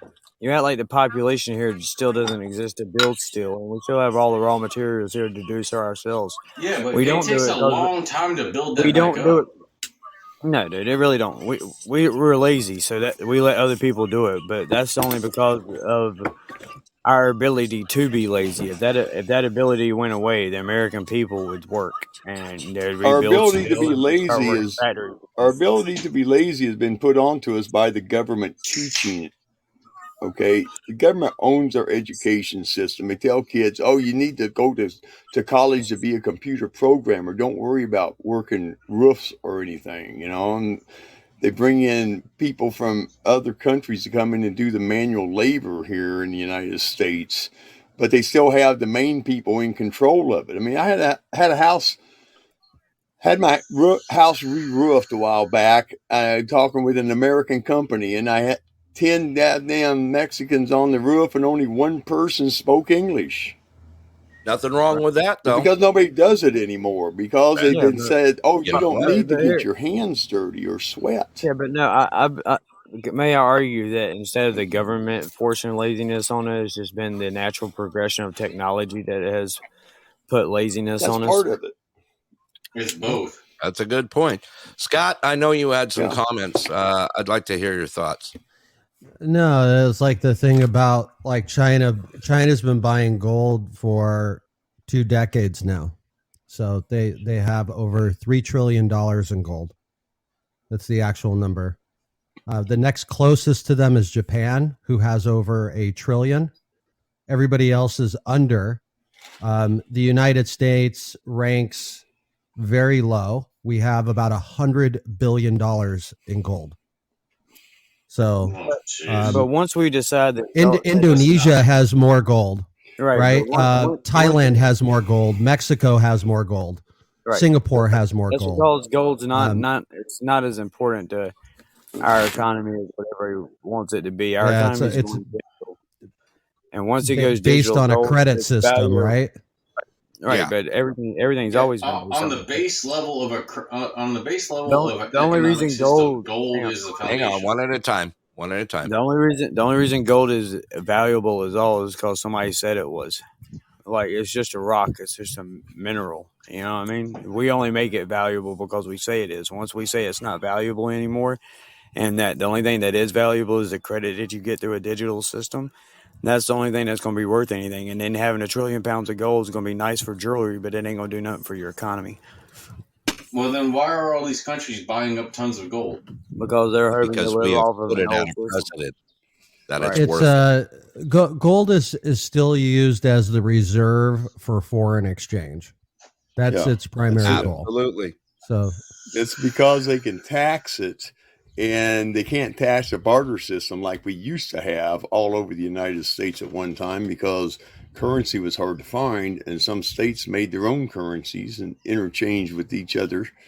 But something you also have to remember is the United States has a lot of daggone resources in gold. The only problem is they won't let you mine it without spending a shit ton of money trying to reclaim the land and get out of the guise of the EPA over you're spoiling the land. And then you have states that say, oh, you can't dig here because we're going to put a subdivision in here, or we're going to open this up to building. And that's what screws it up. It's like our oil. We never needed to get oil from the Middle East, but the Rockefellers were the ones in charge of the oil, and they made the profit because the oil trade was one of the largest money laundering operations in existence. I could tell you this. With the oil situation, it makes sense to use everyone else's Crazy oil well. and keep your own, because once you use everyone else's, you're the only one who has any left. And if you have the ability to use everyone else's, it may not seem like the good thing to do, but it's the smartest thing to do. Yeah. Except corporation, we've though- sold off all of our oil. Our national we reserves didn't. are down to zero. No, we didn't. And that's a No, we negative, didn't. dude. That's crap. They're I know trying that to for a open fact. 2 new rigs up in Alaska right now. Yeah, those Well, yeah, rates for were- the actual drilling of it, but our actual national reserves are down to zero. We give it all to Ukraine. No, our natural reserves are still in the ground. We have people here waiting No, to go not back natural, to work. national, drilling. national, not natural, We're national. talking about strategic reserve. Yes. Strategic reserve can be filled back up. All they got to do is say, okay, go back to work. But you have to remember, Rockefeller owns the oil industry. No matter what company it is here in the United States, they claim the oil reserves in the ground for the future because they had a monopoly on it at the time. If you drill a damn well, it goes through a Rockefeller subsidiary to get to. And those companies who are doing the drilling only getting a fraction of what they're going to I be able don't to know get about if that. they tore them down. Well, you know how old look it they up. are? Do You your know how own old research. the reserves are? Go ahead, Scott. When do we Do start you the know that the reserves? No, I'm talking about the reserves in the ground. I'm not talking about the National Strategic Reserve, which started in the 20s. Yeah, but no. It was actually started by Ronald Reagan. No, it was started a long time ago when they started pumping it back into the ground in Texas by a couple of the refineries because they needed it for the war effort. Look up the blast in Houston. And it is ships there blew up to give because they were getting seekers note, it's the lowest it's ever been since it was created. Yeah, It was because created they're by pumping it out Ronald of the Reagan. ground and they're pumping sewage back into the daggone oil reserve wells that they've been using for who knows how long. They do that all over the place. They pump sewage in it to get it out, then they take it and they pump the sewage out and put oil back into it. All these oil fields in the United States are interconnected by piping, and there's reserves all over the place. Not just But in why one would you- spot, but there are several places. Why would you pump all that stuff into the oil wells when all you have to do, if it's empty, all you have to do is just leave it for about 10 years and it fills back up? Because greed. It's all about greed. That's all it's about is greed, money, power, and control. And that's what Rockefeller had. He was one of the richest people in the world at one time. Okay? Now, what they do is they pump in the sewage to get the last bit out because what? Oil floats on water. So they're able to drain them better, especially the reserves where they do it. They did it in the 70s. They did it in the 90s. Well, But wouldn't it be more cost effective just to go to another spot and let that spot fill back up? Not when the government has to be told by the Rockefellers where to drill and when to drill. Okay, that's what it's still all find about. that hard to believe, Rocky. Well, the thing about the Well, Rockefellers, do your man, research. I believe me, I have here in Oil. Alaska. the I have- Rockefellers, like once I don't know, once the 80s hit, independent oil companies were able to take contracts throughout Texas, Florida, and the Gulf Coast there. Yep. So I don't know how much the Rockefellers actually control those independent oil wells. And then you have a lot of British Petroleum that's up through there too that has nothing to do with anything that of American companies. British Petroleum does it for Britain offshore and in a few places in the United States. Okay. A lot of countries come here to contract oil through subsidiary companies. I got friends in the oil industry, and they tell me a lot of things that we don't get to hear about. And these guys aren't well drillers. They're executives. I've known them for several years, like 20 years. I worked with one of them one time. And some of the stuff that you get out of these, you find out that the Anwar is full of oil. It's one of the largest in the world. And they shut it down. Why? Because they wanted to raise the money up and then push people to say, well, I can't afford gas. I'm going to have to buy an electric car. It's to push the damn agenda. That's all it's about. Yeah. All this crap is about pushing the agenda. And all the oil waste goes into the medical and food industry and the material industries. Scott, you got any comments? Hello? I think he popped up. Oh, there he is. He's back. I'm here. He's at yeah. No, it's just it's the balancing game is a concern. Let's just put it that way. Yeah. Yeah. So we shouldn't have our reserves so low and be begging for handouts to import oil from other countries at the same time. It's just bad business for the country, to be fair. It is. And that is what's that it is. We've talked about Scott, you and I have talked about the oil that comes out of Alaska. We've done it, I mean, people don't even know that we have 6 refineries here in Alaska. I did. I did that. No, I don't doubt it because I know you do research, Russ. Every time I say something, you kind of fact check it, and you'll come back to me later and go, "Man, that's pretty cool." I got 4 refineries not too far from me. Cenex, Chevron, and Exxon. And Cenex also has a diesel plant over there. And you can find them on Google. You can Google them in the Billings, Montana. You'll see that they're not small refineries. They're pretty daggone big. Yeah.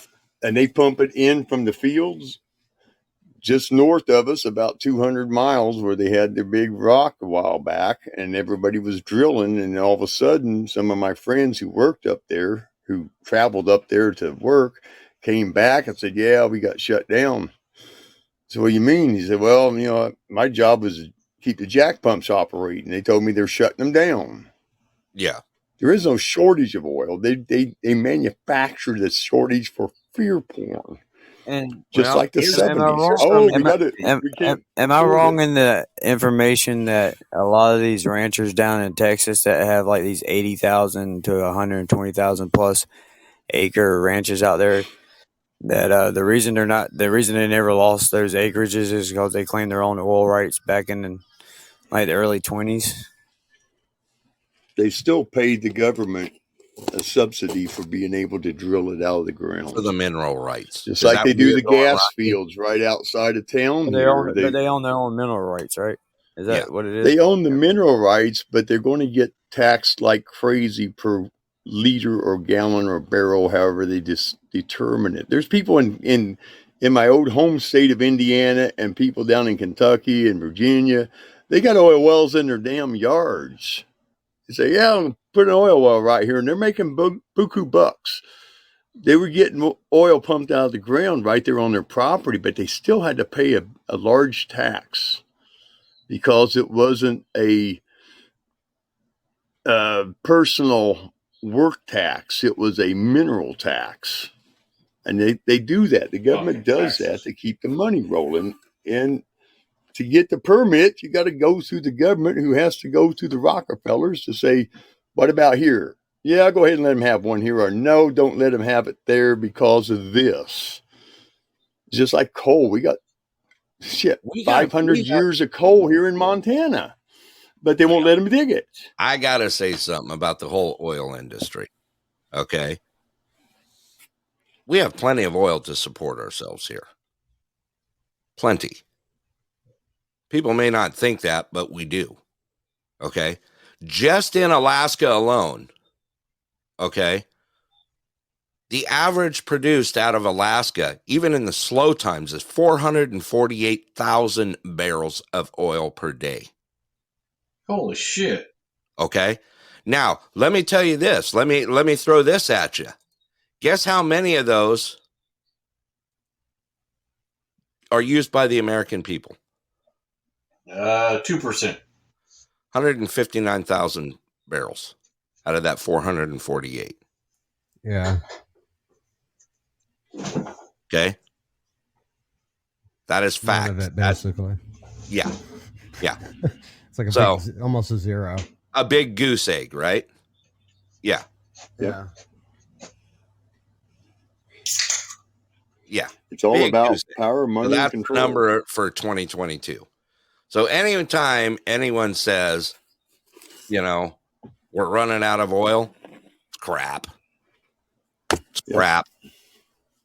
I'll just say it. Well, yeah. The other thing is that when they say that we're running out of oil, it's complete fucking bullshit, because there have been so many times to where they will empty out a oil well and then they will fucking plug it up. Fills up. Watch the F-bomb. And secret. sorry. And they will plug it up. Even when it's down. Yeah. They will plug it up and then go someplace else. And then for some reason they come back and it's completely full. Yeah. It's a renewable resource. Yeah. People think it's a fossil fuel. And in 1922, Rockefeller went to Switzerland, where a bunch of people like were Rockefeller, don't together. Yeah. I've done 45 years of research on all this crap. I've watched it. But Rockefeller in 1922 went to Switzerland and declared that oil was a fossil fuel, so he could mine it without any impurities. He had no impunity. He's the one who helped them form the countries in the Middle East. There used to be one big one. It was called the Ottoman Empire. They broke it up, and everybody got a little chunk of ground. We're told to start drilling.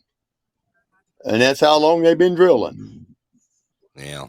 I mean, it's all a bunch of crap. Everything we learned about the oil industry through school has been a lie. It's not a fossil fuel. It's a renewable resource, just like water. They said, we're running out of water. No, we're not. Just quit messing with the daggone atmosphere, and the water will renew itself.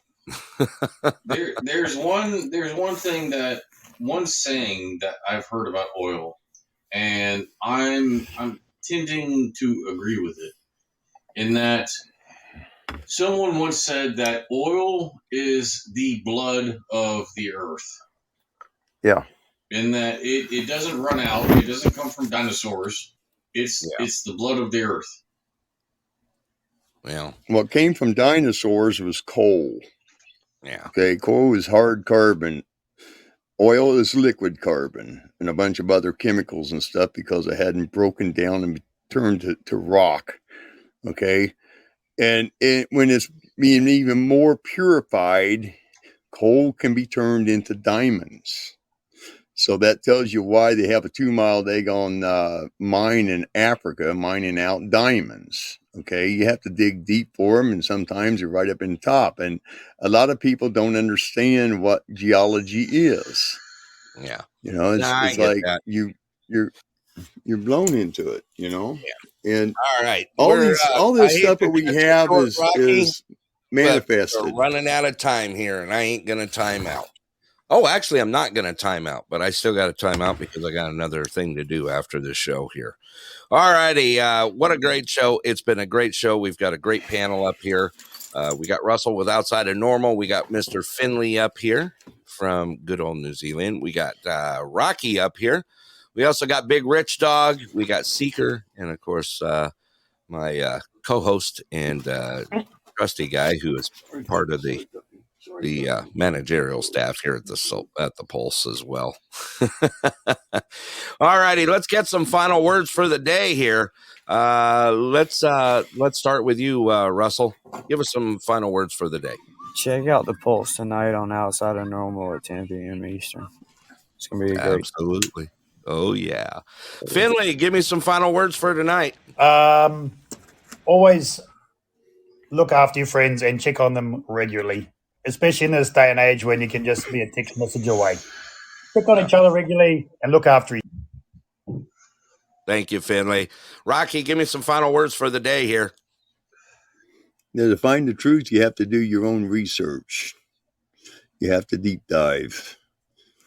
But you also have to be a little bit friendly when you're doing it, so don't make too many enemies. Try to treat everybody as they're supposed to be treated. Yeah, there you go. Rich Dog, you got some final words for us for today? Look, I don't care if you're huffing oil or you're hucking oil or you're shooting hard-boiled eggs out of your... Well, we'll just go there. Just be careful when you're out there doing your thing, and don't do stupid stuff. You know what I mean? Just don't do stupid stuff. And we got to kill the Rockefellers. I'm sorry. That's what I'm getting out of the show. All right, Rich Dog. Thank you, sir. Seeker, give me some final words for the day here.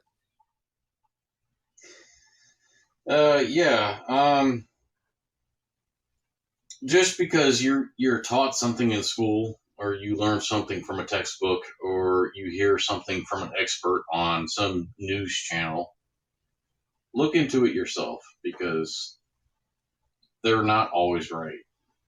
There you go. There you go. That's why we're so careful about what we put out up here. You guys can hear news stories all you want, but we do nail them down pretty hard here. And I appreciate you guys joining me here. Scott, give me some final words for the day here. Orville Rockefeller was the popcorn guy. It's Redenbacher. Oh, whatever. Same thing. Scott, final words. I heard he was mayor of... Thank you, everyone, for joining. Yeah. You heard he was married? Yeah. Mayor, man. Mayor. They called him the Colonel. Mayor, man. I heard he made a good dinner. I know I got That was KFC. Yeah, KFC, the chicken guy. Welcome to the show. All righty, I'm going to go ahead and give some final words for today. You know what, people? Never stop learning, because life never stops teaching. I want you guys to think about that. Keep learning out there. Keep finding the truth for yourselves. Whatever you do, good or bad, people will always have something negative to say about you and your life. And that's just life in general. Get out there, do some good, show a little love out there. All righty, I'm going to wind this thing down here. Let's do it. All right, first of all, I want to thank you all for joining us here at the Pulse Headline News Edition. Today is Monday, April 10th. Yeah, it's April 10th. Got some good stuff to talk about. First of all, check out the Outside of Normal tonight, because that's right. Two worlds are going to collide. The Pulse, me and Scott, and Russ and his crew. Outside of Normal, 6 p.m. Alaska time, 10 p.m. Pacific. Let's get ready to rumble. That's right. Okay, also check out the Old Man's Podcast, Monday through Friday, 6 a.m. Alaska time, 7 a.m. Pacific. Fun time. Get your morning kicked off out. Also, we got the WKOP, the Wrong Kind of Podcast, out there with Yancey, Megan, and Justin. We got the Shelby Right Back Show out there. We got the Witching Hour with Mr. Russ Finley, who's with us here today on the panel. Also, you got the dynamic duo, Russ and Yancey, doing their show out there. Check that out. Also got the Shep Shack. We got the Amber May Show out there. May want to check that one out, especially once it gets uploaded. Someone may surprise you who's on that panel. Also, check out Handy J's show, the TRL show. She's putting some shows out there as well. Always, you want to find out more about the Laguna Knot Media, check out Outside of Normal's media company. Well, a whole bunch of shows posted out there. LagunaKnotMedia.com. Also, we'll be back tomorrow, whether it be a headline news show or a Pulse Chillin' show. You'll see I will go ahead and get it out there and get it scheduled. Also, look out Wednesday night. Wednesday night is our variety show at the Pulse, 6 p.m. Alaska time, 10 p.m. Eastern out there. We'll be doing it to it as well. I got one more song for you guys on the way out. Once again, I want to thank my panel here. We got Russell with Outside of Normal, Mr. Finlay, Russ Finlay, Rocky Raccoon. We also got Big Rich Dog, my little puppy dog, Seeker, and of course, my co-host Scott. With that, I'm going to go ahead and say it. This is Denali Burrow Brett along with Tucson Scott. We're going to sign off. Like I said, I got one more tune for you on the way out, and we will see you all out on Podbean. Thank you all for supporting us here at the Pulse. Ciao!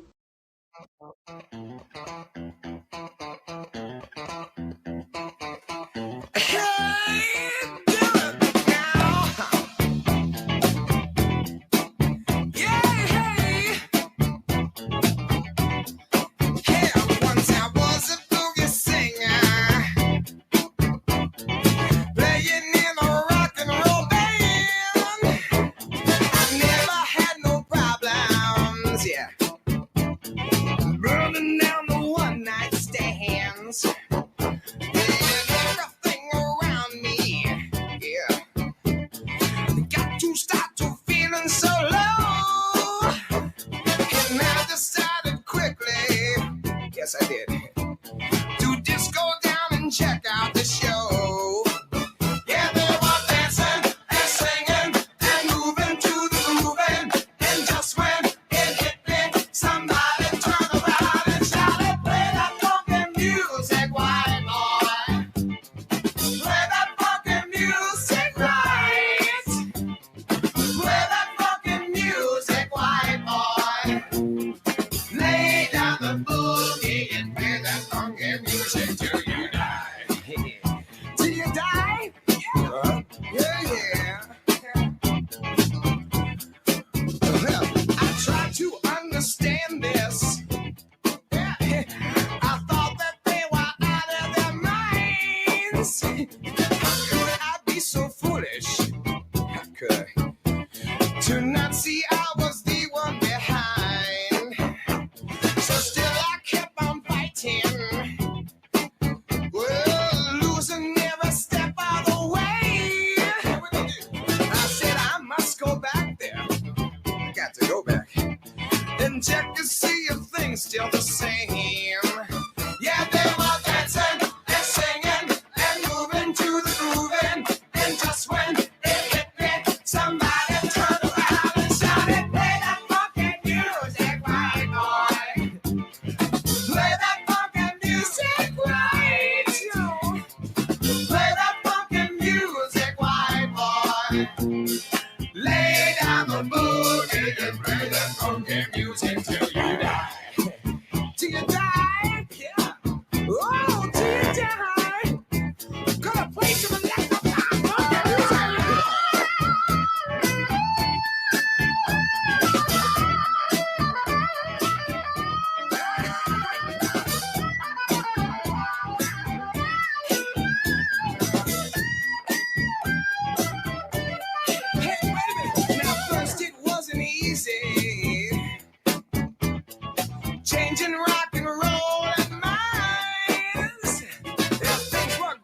shaky.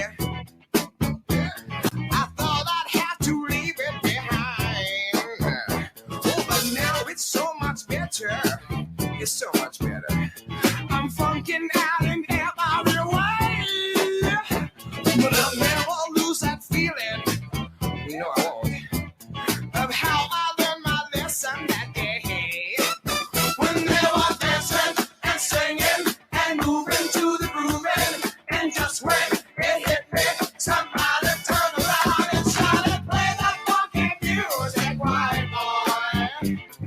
Play that funky music, white. Play that funky music, white boy.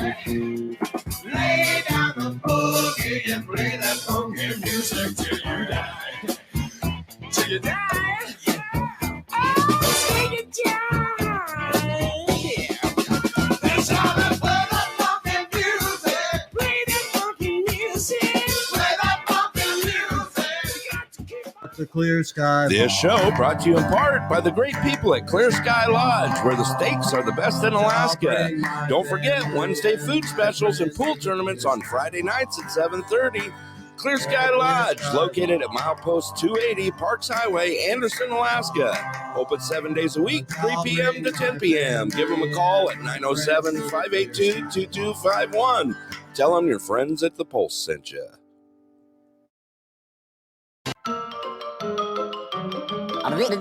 That's all, folks.